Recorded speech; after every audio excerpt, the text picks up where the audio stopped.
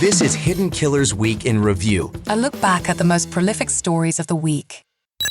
This is the Hidden Killers podcast with Tony Brueski. Featuring defense attorney, Hidden Killers daily contributor, and host of the Defense Diaries podcast, Bob Motta. What is going on in the world of Delphi, Indiana? The case against Richard Allen, the trial date getting closer and closer, and the man who has been following all this from the beginning, showing up in the courthouse, firsthand experience, and now also has the motion to dismiss in his hand. Bob Motta, defense attorney, host of the podcast Defense Diaries. I know you've been waiting patiently to get this and now have gone through it. I haven't seen it. What is in this motion? And tell me your reactions. That's a lot of questions right there. Yeah, it was, what's up, T? It was a hearing that took place on the 18th of March. And it was a couple of hearings, actually. One, and we discussed it, I think, probably in an episode or two ago. Mm-hmm. And it was the motion for contempt against the defense team that was filed by the state and Nick McClelland. And then that took up a better part of the day. Mm-hmm. And then Baldwin and the defense had a motion to dismiss based on destruction of exculpatory evidence. I had sat in there that day. It was a very long day. I was trying to take copious notes. You do the best you can. Yeah. But writing for 6-7 hours, nothing is going to compare to the transcript, which is, always going to be optimal because you're going to get every word that was spoken and you're going to get every word that was spoken accurately. So, a group of us, pooled some cash together and we sent a payment to the court reporter and had her prepare the transcript specifically for the motion to dismiss because I just wasn't interested in the motion for sanctions and contempt, just because it's not really relevant to the underlying trial. Mm-hmm. That's just something where they're continuing to try to punish the defense counsel for what they consider to be their egregious behavior. So at any rate, that finally came through Easter morning. We got it. It was mailed to us, and Kara Winnicke, who was one of the attorneys that was handling the writs of mandamus and the original action stuff, she's the one who had ordered it for us. And so, we got it. And then it's interesting, man. And basically the primary witness for Baldwin before Gull basically shut the thing down was this officer, Todd Click. Yeah. And Todd Click is one of 3 cops that had continued to investigate pretty thoroughly for a couple of years, frankly, these alternate suspects that were named in the memo that were, again, for people that are not familiar with Delphi or, don't follow it as psychotically as I do. There was a memo that came out back in September of last year that was very lengthy, 136 pages, where the defense really basically laid out their entire theory of defense, which centered on alternate suspects that were responsible for the killings of Abigail Williams and Liberty German. Mm-hmm. And, they went into great detail.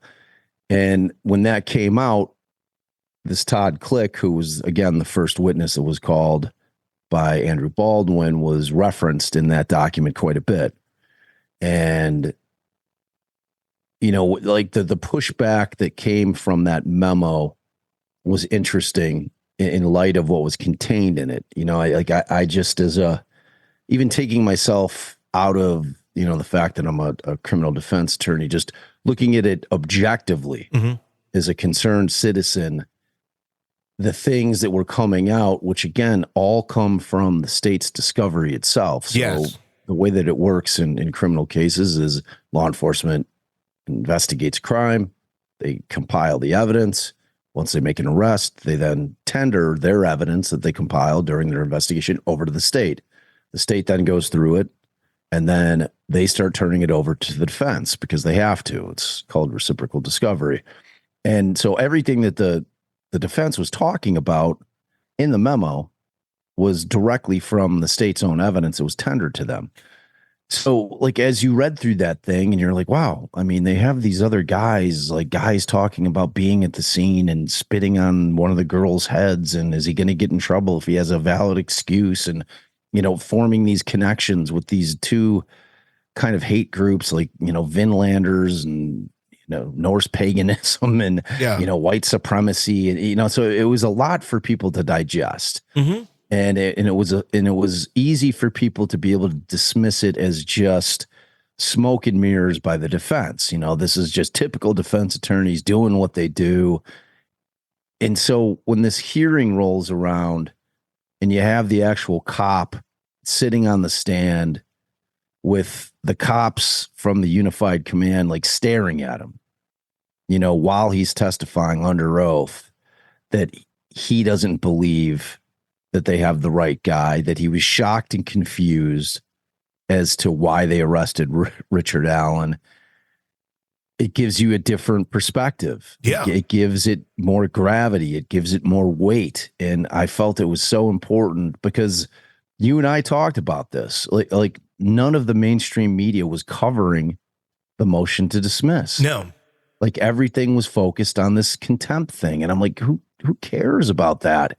It's like they can handle that whenever. If they want to ding them for something, they're not taking them off the trial. They're going to proceed to trial. They're going to be the defense attorneys. Gull's going to be the judge. McClellan's going to be the prosecutor. This thing's going in less than it's happening. There's no stopping it. So it was unbelievable in the sense that what Baldwin was really doing, and Baldwin is one of the defense attorneys, and he's the one who argued this motion. He was really forcing the judge to hear all of the information firsthand from one of the cops that conducted the investigation that was contained in the memo. Mm-hmm. Because Baldwin is convinced that Gull never read the memo. Mm-hmm. And in his perspective, he's like, I don't know how, if she never read it, to judge for herself the validity of it, how we're ever going to be able to get that in at trials, at defense. Because at trial, you just can't come up with things out of thin air in order to try to throw a jury off. Like the judge is going to require some kind of offer of proof that what you're going to be suggesting to a jury has legs, that it's actually a plausible counter explanation of what happened to the girls. It can't just be something made up out of whole cloth. So that's why it's so important for the defense to be hammering this home with her. So when it gets to that point, when it gets to the point where they have to give that offer of proof at trial in the hopes that the judge isn't going to say, no, I'm not allowing you to put any of this stuff on. That was really kind of why he was going through this. I mean, like if you were to ask Baldwin, did he think that they were going to really get this thing dismissed against Richard Allen? He'd say, no, of course not. But in order to get the narrative out there to the judge, more than anybody else, not to the public, who should already have it. She should already have it. Yeah. But we know from the pleadings, like when he filed his third Frank's memo, and he's in the actual pleading itself, he's saying, Judge, I'm kindly requesting you to reread the memo. We just want to be, because you could just tell that he's like, she didn't read it, and we knew that they were booted off the case about a month and some change after that memo drops.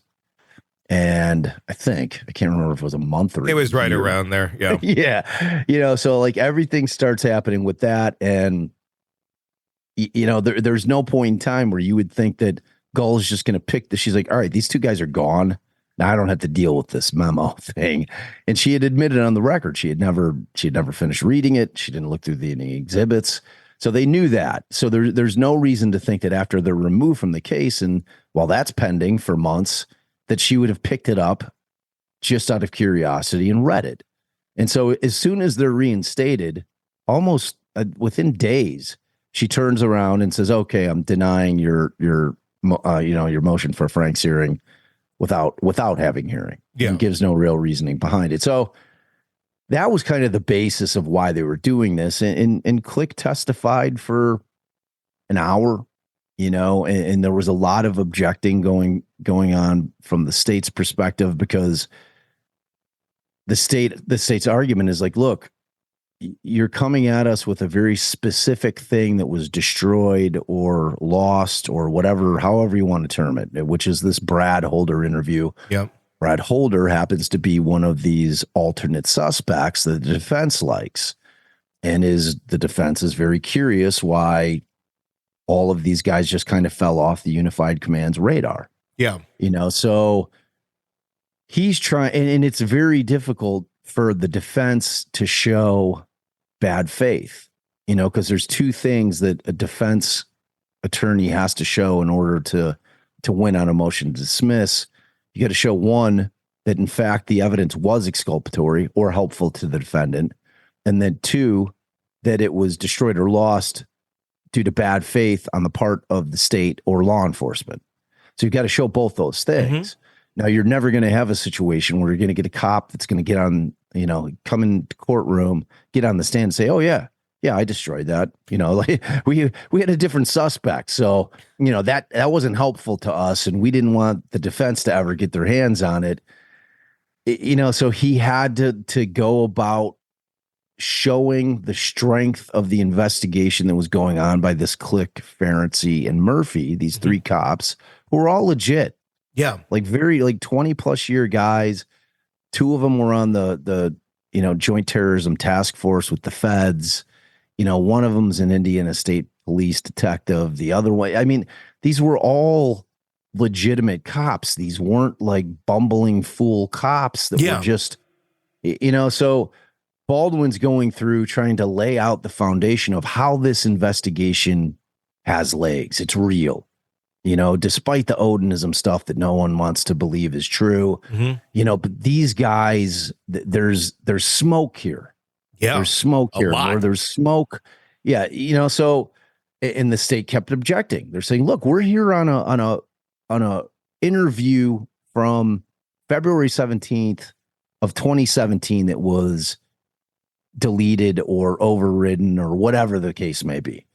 Like, how is any of what he's talking about relevant? Because he's talking about interviews after the fact, and he's trying to get the judge to like understand, look, in order to prove bad faith, we have to show that Unified Command was aware of these alternate suspects and that it was a legitimate avenue. Yeah. And that once they had arrested Rick Allen, they had no interest in the defense being made aware of any of these guys or how thorough that investigation was, because that creates a problem for them. So it was a lot of that, man. I mean, it was a lot of that. It's shocking. I mean, of course they don't want to be talking about it because it makes them look bad. But that seems to be the only reason they don't want to talk about it. Want to listen ad-free? Want advanced access to all of our interviews before anyone else?